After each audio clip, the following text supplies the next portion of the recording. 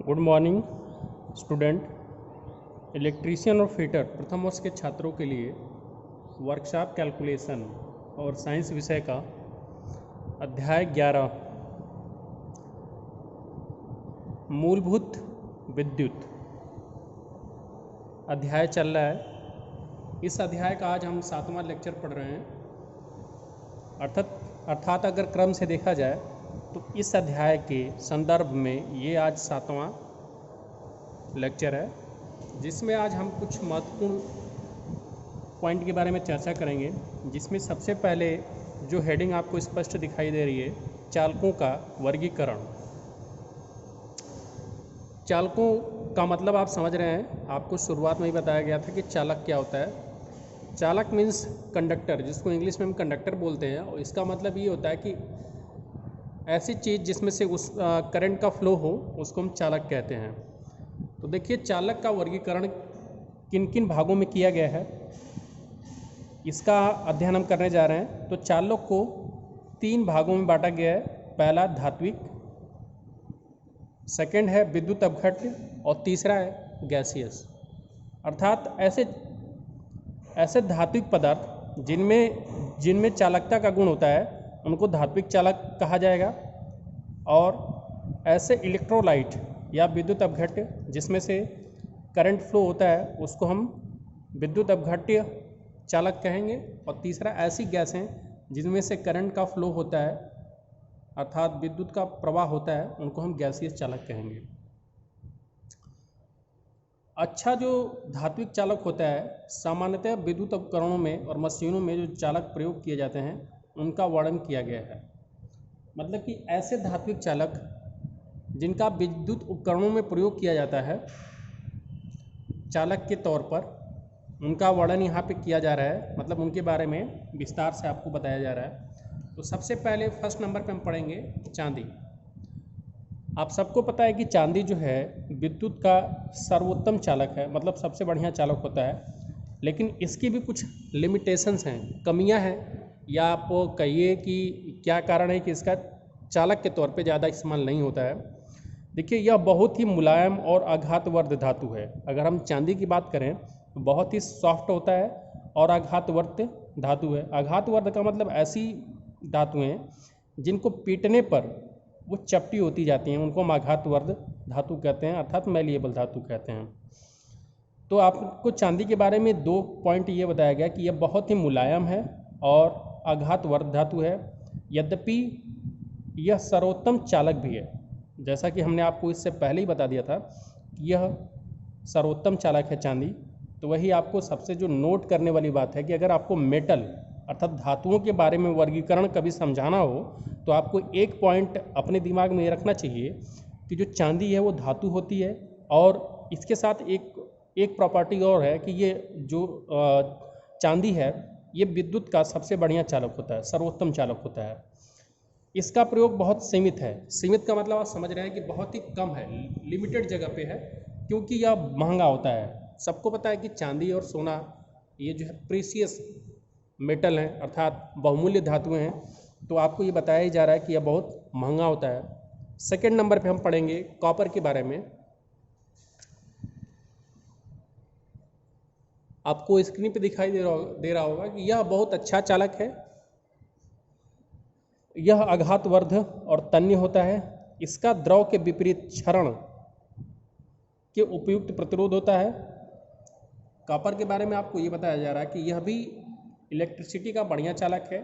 यह आघातवर्ध होता है और तन्य होता है। तन्य का मतलब ये होता है कि उसको तार के रूप में, ऐसी धातु जिसको तार के रूप में लंबा खींचा जा सकता है, उसको हम तन्य बोलते हैं। डक्टाइल, इंग्लिश में उसको हम डक्टाइल बोलते हैं। तो जो कॉपर है ये आघातवर्ध तो है ही और साथ में तन्य है। और इसका द्रव के विपरीत क्षरण जो है, क्षरण के उपयुक्त प्रतिरोध होता है। मतलब ये द्रव के कारण, मतलब लिक्विड में इस धातु का जो क्षरण होता है वो बहुत कम होता है। अगला जो हमारे पास चालक के रूप में जिस हम धातु को पढ़ेंगे, उस धातु का नाम है एल्यूमिनियम। तो यह धातु हल्का वजन का होता है। यह तन्य, आघातवर्ध और विद्युत का अच्छा चालक होता है। आजकल इसका इस्तेमाल ज़्यादा होता है क्योंकि यह कॉपर की तुलना में सस्ता होता है। तो आपको एल्युमिनियम के बारे में ये जो महत्वपूर्ण बात ये है कि ये कॉपर की तुलना में सस्ता होता है और अच्छा चालक तो होता ही है। और बाकी इसमें भी जितनी भी देखिए मेटल्स होती हैं, जितनी भी धातुएं होती हैं, उनमें मेलिबिलिटी, आघातवर्धता, तन्यता, ये सारे गुण विद्यमान होते हैं। और साथ ही साथ एक और पॉइंट होता है कि जितनी भी धातुएं होती हैं वो विद्युत की अच्छी चालक होती हैं, लेकिन उसमें एक अपवाद भी होता है, जैसे कि आपका लेड जो है धातु तो है लेकिन वो विद्युत का चालक नहीं होता है। तो हमने अभी तक 3 धातुओं के नाम पढ़ा। आपको मैं साथ ही साथ ये भी बता देता हूँ कि अभी तक हमने जो हेडिंग लिखा था चालक हम पढ़ रहे हैं। चालक में पहला प्रकार क्या है? धात्विक चालक, मतलब धातु से बने हुए चालक। तो हमने सिल्वर के बारे में पढ़ा। सिल्वर के बारे में आपको ये बताया गया कि आघातवर्ध होता है, सर्वोत्तम चालक होता है। सबसे मोस्ट इम्पॉर्टेंट पॉइंट ये है सिल्वर के बारे में, जो सबसे महत्वपूर्ण बात है कि ये सर्वोत्तम चालक होता है और आपको परीक्षाओं में ये पूछा भी जाता है। दूसरा हमने कॉपर के बारे में पढ़ा कि यह भी अच्छा चालक होता है, आघातवर्ध होता है, तन्य होता है और इसका द्रव के विपरीत क्षरण जो है, क्षरण के उपयुक्त प्रतिरोध अच्छा होता है। तीसरा हम पढ़ रहे थे एल्युमिनियम के बारे में। ये भी मेटल है, धातु है। यह धातु हल्का वजन का होता है, यह तन्य, आघातवर्ध और विद्युत का अच्छा चालक होता है। आजकल इसका इस्तेमाल ज़्यादा होता है क्योंकि यह कॉपर की तुलना में सस्ता होता है। तो हमने 3 धातुओं को पढ़ा और इन धातुओं का महत्व इस अध्याय में ये है कि ये धात्विक चालक के तौर पे इस्तेमाल होते हैं। अगला हमारा जो हेडिंग है जिसमें हम पढ़ेंगे रेजिस्टेंस वायर, प्रतिरोध तार। उच्च प्रतिरोध वाले चालक जिनका विशिष्ट कार्य के लिए प्रयोग किया जाता है, जैसे बल्ब का फिलामेंट, जैसे हीटिंग एलिमेंट इत्यादि। प्रतिरोध तार किनको बोला जाएगा उसके बारे में आपको परिभाषा से स्पष्ट हो जा रहा हो कि उच्च प्रतिरोध अर्थात हाई रेजिस्टेंस वाले चालक, उच्च प्रतिरोध वाले चालक जिनका विशिष्ट कार्य के लिए प्रयोग किया जाता है, जैसे बल्ब का फिलामेंट।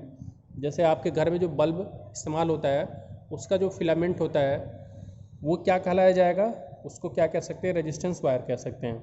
हीटिंग एलिमेंट, जो हीटर का जो एलिमेंट होता है, जो हीट होने के बाद जिसमें एकदम रेड हो जाता है, उसको भी आप क्या बोल सकते हैं? रेजिस्टेंस वायर बोल सकते हैं इत्यादि।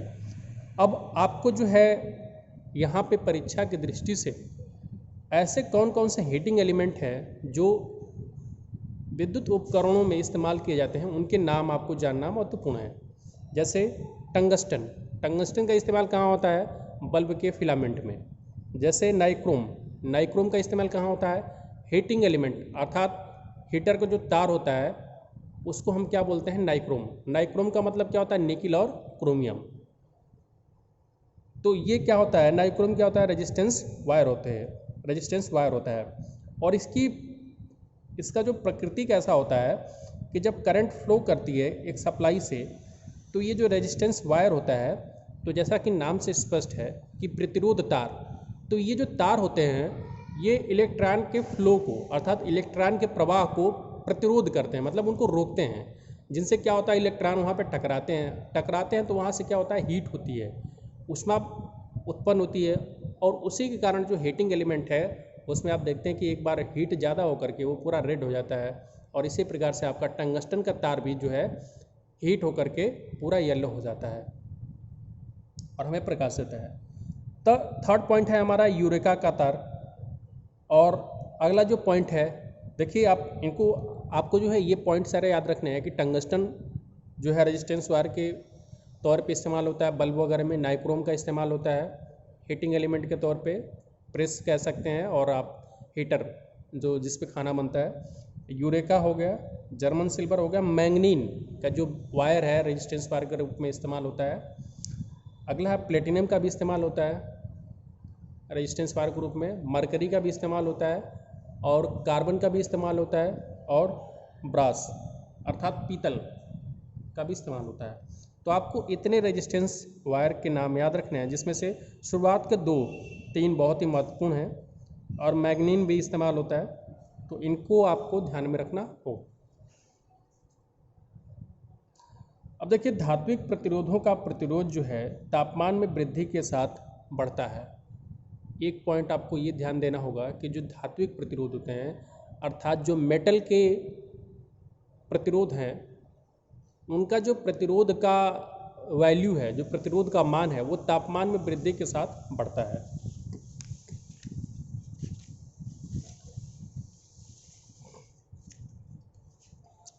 अब हमारा अगला हेडिंग आ जाता है, अब हमने चालक के बारे में पढ़ लिया। चालक में हमने ये देखा कि धात्विक चालक पढ़ लिया। धात्विक चालक में हमने आपको 3 पॉइंट बताया था। एक तो धात्विक चालक, एक आपको ये बताया गया था विद्युत अपघट्य मतलब इलेक्ट्रोलाइट, और तीसरा आपका गैसियस चालक बताया गया था। अब हम इसमें पढ़ेंगे इंसुलेटर।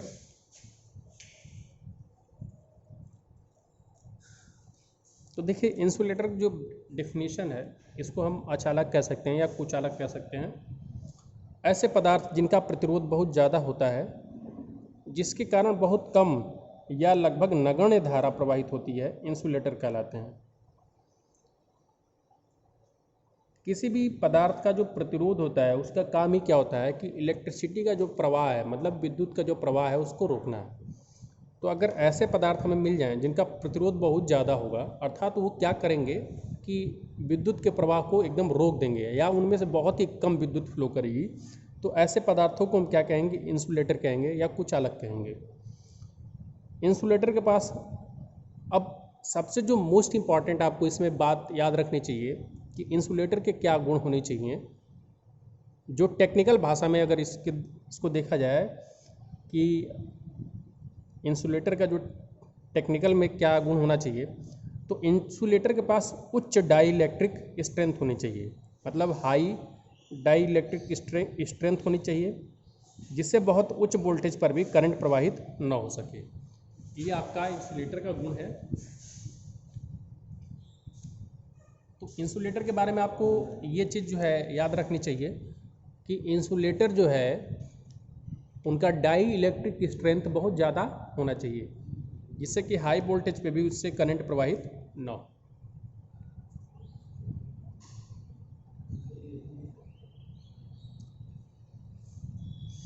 तो यहाँ पे हमने आपको इंसुलेटर की परिभाषा बताया, और जो मोस्ट इम्पॉर्टेंट पॉइंट था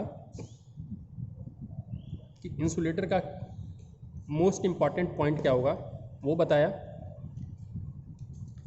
अब आगे हम इंसुलेटर के गुण पॉइंट वाइज करके नोट करते हैं।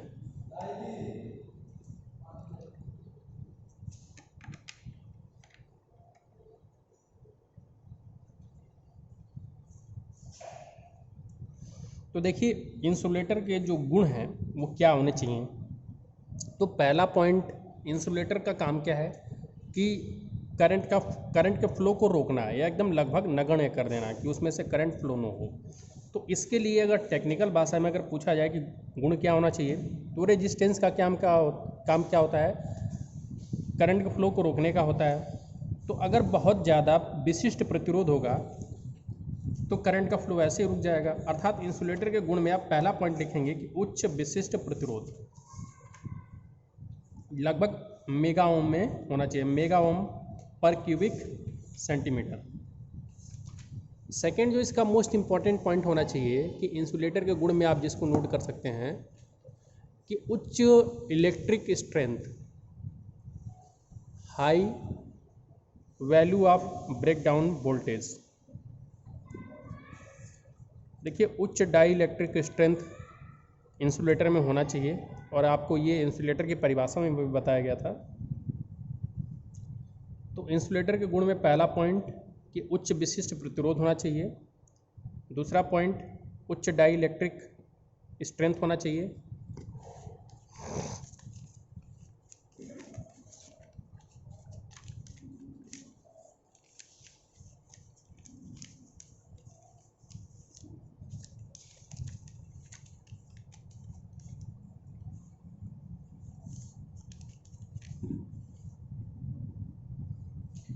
तीसरा पॉइंट, तापमान परिवर्तन के साथ प्रतिरोध में बदलाव नहीं होना चाहिए। और चौथा पॉइंट है कि नमी का अवशोषण नहीं होना चाहिए, क्योंकि अगर इंसुलेटिंग मटेरियल नमी का अवशोषण करने वाला होगा तो नमी के अवशोषण से विशिष्ट प्रतिरोध और डाई इलेक्ट्रिक स्ट्रेंथ दोनों ही घटता है, और अगर डाई इलेक्ट्रिक स्ट्रेंथ घटेगा तो उच्च वोल्टेज पर करंट प्रवाहित हो सकती है।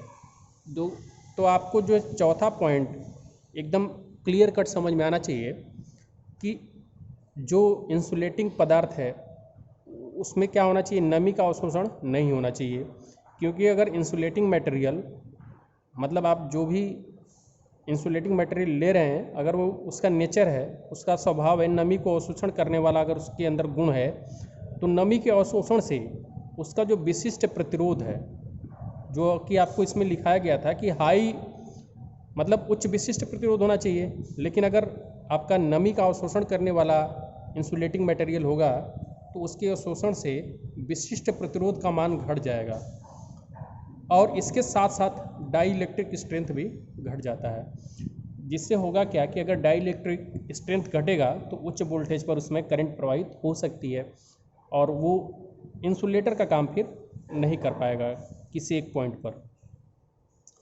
तो आपको 3-4 पॉइंट इसमें जो बताए गए हैं एकदम आपको क्लियर कट समझ में आना चाहिए कि ये एकदम मोस्ट इम्पॉर्टेंट पॉइंट है। अगर आप इनमें से एक भी पॉइंट छोड़ देते हैं तो आपको इसका मतलब ये है कि इंसुलेटर की जो है परिभाषा ठीक ढंग से पता नहीं है। अगला जो पॉइंट है, 5वां पॉइंट, इसमें हम देखेंगे कि इंसुलेटर कितने प्रकार के होते हैं। तो इंसुलेटर का प्रकार हमने यहाँ पे आपको समझाया है। तो देखिए, जैसे आपको चालक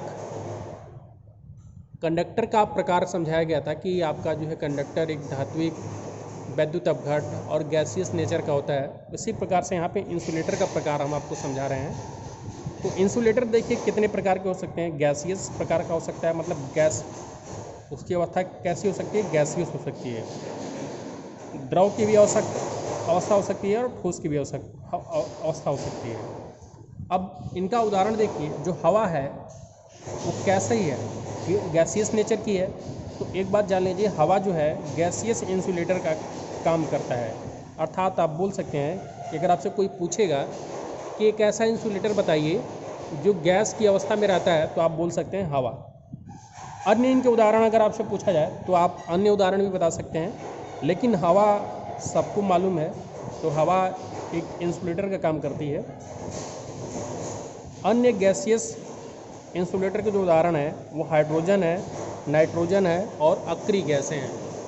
हाइड्रोजन भी इंसुलेटर की तरह काम करती है, नाइट्रोजन भी इंसुलेटर की तरह काम करती है और अक्रिय गैसें भी इंसुलेटर की तरह काम करती हैं।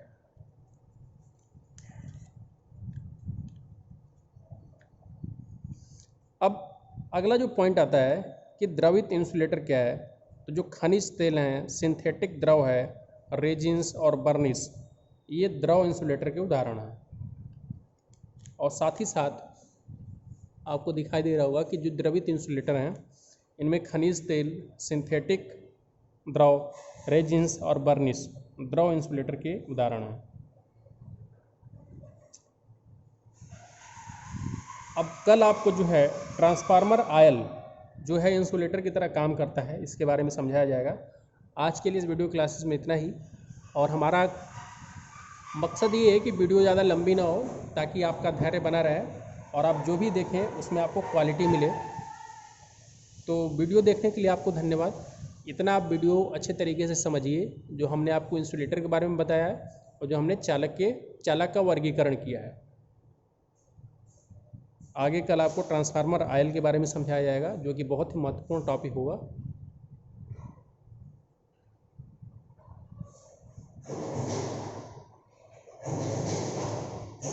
यहाँ से हमारा लेक्चर जो है कल से 8 शुरू हो जाएगा ट्रांसफार्मर आयल से, और इसका पूरा चर्चा आपको किया जाएगा।